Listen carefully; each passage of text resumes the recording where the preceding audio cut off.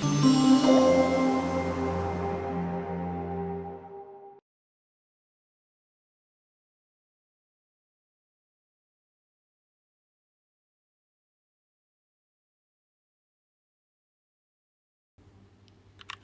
dunia yang terus bergerak maju, masih banyak perempuan penyandang disabilitas yang suaranya belum terdengar.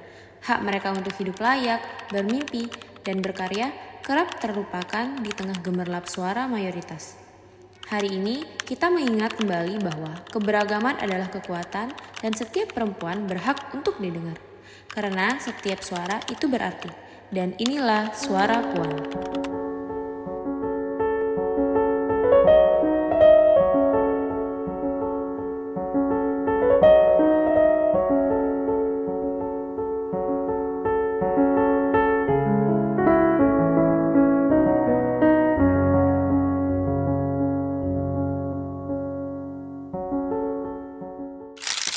Bismillahirrahmanirrahim. Assalamualaikum warahmatullahi wabarakatuh. Selamat pagi dan salam sejahtera bagi kita semua. Om Swastiastu. Saya Desi Andriani, Deputi Bidang Perlindungan Hak Perempuan, Kementerian Pemberdayaan Perempuan dan Perlindungan Anak Republik Indonesia. Dalam rangka memperingati International Women's Day 2025, CIMSA, Center for Indonesian Medical Students Activities, berkolaborasi dengan Kementerian Pemberdayaan Perempuan dan Perlindungan Anak mendukung program dengan topik advokasi perlindungan hak perempuan disabilitas di Indonesia. Setiap perempuan berhak atas kesetaraan dan perlindungan hak asasi manusia. Namun kenyataannya masih banyak kelompok perempuan yang terpinggirkan. Pada kesempatan ini, Kementerian Pemberdayaan Perempuan dan Perlindungan Anak yang diwakili oleh Deputi Bidang Perlindungan Hak Perempuan secara khusus akan membahas tentang advokasi perlindungan hak perempuan penyandang disabilitas di Indonesia dan upaya yang telah dilakukan oleh pemerintah dalam rangka mewujudkan kesetaraan bagi mereka. Perlindungan hak perempuan penyandang disabilitas di Indonesia didasarkan pada beberapa landasan hukum yang kuat, yaitu Undang-Undang Dasar Negara Republik Indonesia tahun 1945, Undang-Undang Nomor 39 tahun 1999 tentang hak asasi manusia, Undang-Undang Nomor 9 Tahun 2011 tentang pengesahan Convention on the Rights of Persons with Disabilities, Undang-Undang Nomor 8 Tahun 2016 tentang penyandang disabilitas, dan Undang-Undang Nomor 12 Tahun 2022 tentang tindak pidana kekerasan seksual. Data hingga 31 Maret 2025 menunjukkan adanya 59 korban dan 59 kasus kekerasan terhadap perempuan disabilitas. Sumber Simponi PPA per 16 April 2025. Namun demikian, jika dilihat selama 3 tahun terakhir, baik jumlah kasus maupun jumlah korban kekerasan terhadap perempuan disabilitas mengalami peningkatan, dengan jumlah korban selalu lebih tinggi daripada jumlah kasus. Hal ini mengindikasikan bahwa dalam satu kasus bisa saja melibatkan lebih dari satu korban. Selain itu, data Simponi PPA juga menunjukkan bahwa sebagian besar kasus kekerasan terhadap perempuan disabilitas yang terjadi selama tahun 2022 hingga 31 Maret 2025 adalah kasus kekerasan seksual. Salah satu kebijakan dan strategi Kementerian PPPA dalam mewujudkan inklusivitas dalam pelayanan publik adalah tersedianya sarana dan prasarana publik yang responsif gender dan ramah anak. Harus kami garis bawahi bahwa menciptakan lingkungan yang inklusif merupakan hal yang penting. Oleh karenanya, Kementerian PPPA juga mengusung 3 program prioritas, yakni 1. Ruang Bersama Indonesia, 2. Perluasan fungsi call center Sapa 129, dan 3. Satu Data Perempuan dan Anak. Undang-Undang Nomor 12 Tahun 2022 tentang tindak pidana kekerasan seksual telah mengatur secara eksplisit hak korban penyandang disabilitas. Beberapa pasal penting meliputi definisi penyandang disabilitas, tidak berlakunya delik aduan untuk kekerasan seksual, non-fisik, dan kekerasan seksual berbasis elektronik. Ketentuan bahwa persetujuan korban tidak menghapuskan tuntutan pidana apabila korban adalah penyandang disabilitas. Penambahan pidana sepertiga apabila kekerasan dilakukan terhadap penyandang disabilitas. kesetaraan kekuatan hukum, keterangan saksi dan korban penyandang disabilitas, hak atas akomodasi yang layak dalam proses peradilan, yang diatur lebih lanjut dalam Peraturan Pemerintah Nomor 39 Tahun 2020 dan tugas UPTD PPA untuk memfasilitasi kebutuhan korban penyandang disabilitas.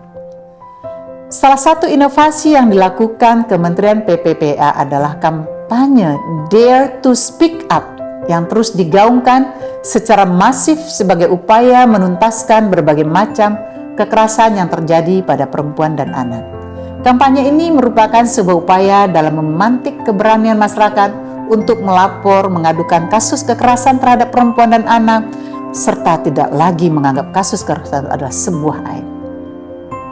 Melalui kampanye ini, Kementerian PPPA memegang teguh prinsip transparansi dan keterbukaan informasi publik dengan mengajak masyarakat umum untuk berani melaporkan berbagai bentuk kekerasan yang menimpa perempuan dan anak di ranah daring maupun tidak, memberikan efek jera terhadap pelaku, memberikan keadilan dan membantu penanganan terhadap korban.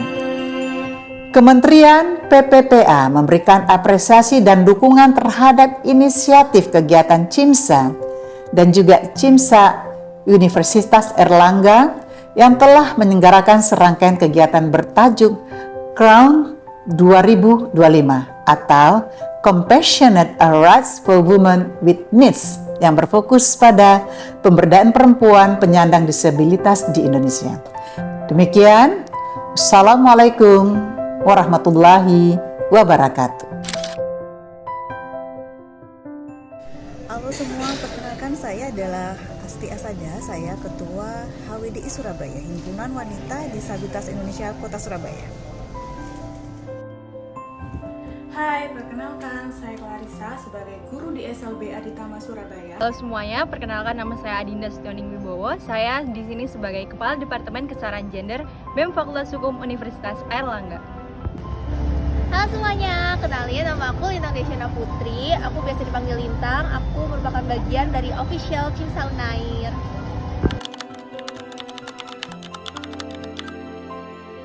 Menurut saya, pemenuhan hak-hak terhadap perempuan penyandang disabilitas belum sepenuhnya terpenuhi. Menurut saya, belum. Saya belum ya. Menurut aku belum sih.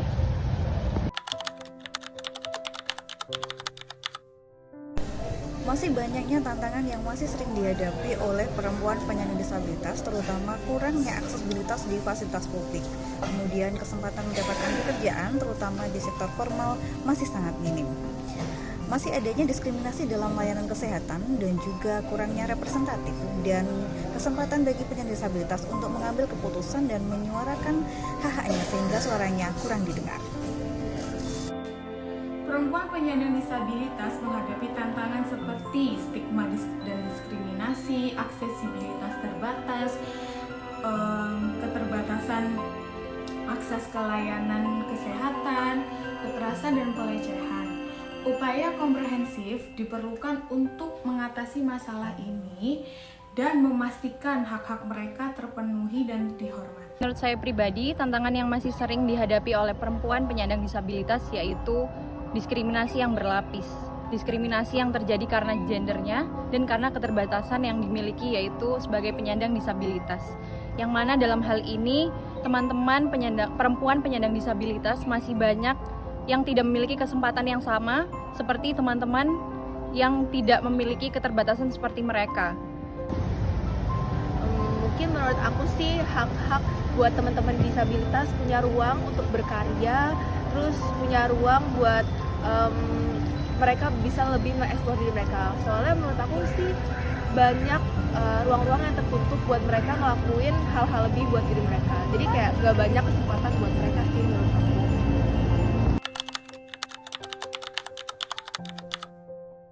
Hal apa saja yang harus dievaluasi dalam peningkatan lingkungan sosial, pendidikan, dan juga peningkatan layanan kesehatan? Masih banyak yang perlu dilakukan, yaitu peningkatan aksesibilitas infrastruktur seperti rumah sakit, sekolah yang akses untuk perempuan penyandang disabilitas. Kemudian edukasi dan kesadaran masyarakat untuk menciptakan lingkungan yang lebih inklusif dan membuat regulasi dan kebijakan yang mengarah pada pemenuhan hak perempuan penyandang disabilitas. Tidak lupa juga peningkatan layanan kesehatan untuk perempuan penyandang disabilitas. Memberi kesempatan perempuan dengan disabilitas untuk berdaya di lingkungan sosial maupun pendidikan dan layanan kesehatan yang sama. Meningkatkan layanan rehabilitas yang aman dan nyaman untuk perempuan dengan disabilitas. Pribadi, evaluasi yang harus kita lakukan yaitu kita harus lebih melibatkan teman-teman perempuan penyandang disabilitas dalam pengambilan keputusan yang menurut saya dalam hal ini agar lebih lingkungan sosial menjadi lebih inklusif dan lebih setara. Mungkin yang pertama itu lebih ke gimana sih teman-teman disabilitas itu punya ruang buat mereka berkarya. Misalnya kayak lowongan pekerjaan, mungkin dari lowongan pekerjaan yang ada tuh bisa dibuka juga loh buat kesempatan teman-teman disabilitas buat berkarya di dalamnya. Karena kalau misalnya mereka nggak dikasih ruang, mereka tuh nggak bisa masuk ke dalam circle berkarya gitu. Jadi mereka tidak bisa masuk karya-karya baru karena mereka nggak ada kesempatan. Dan yang kedua, mungkin lebih terbuka aja sih dan tidak meng-underestimate anak-anak teman-teman disabilitas karena ternyata mereka tuh biasanya punya kelebihan yang orang lain tuh nggak punya gitu. Dan setahu aku ya teman-teman disabilitas tuh jauh lebih kreatif dan juga lebih inovatif karena adanya keterbatasan dari mereka.